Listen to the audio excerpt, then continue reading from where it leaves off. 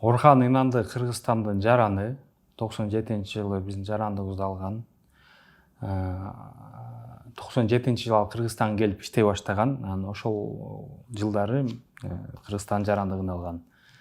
Ал болсо кандай саясий же болбосо бир коомдук кыймылда болбосун, ал биздин жараныбыз.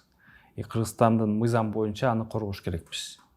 Кече күнү Турциянын президенти аны террорист деп өзүнүн башкы телеканалдарынан айтты.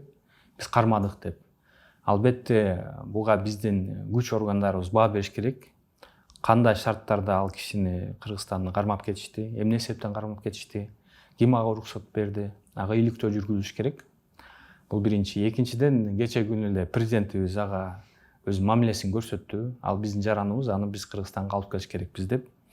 Биздин министрибиз, тышкы иштер министрибиз Турциянын посолун чакырып ага нотаны берди, туура эмес кылдыңар деп.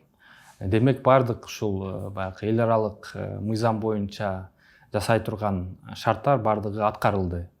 Эми бүгүнкү күнү албетте бул жерде иликтөө жүргүзүш керек биринчиден, экинчиден Кыргызстан мамлекет катары өзүнүн жаранын коргоонго бардык аракетти кылыш керек.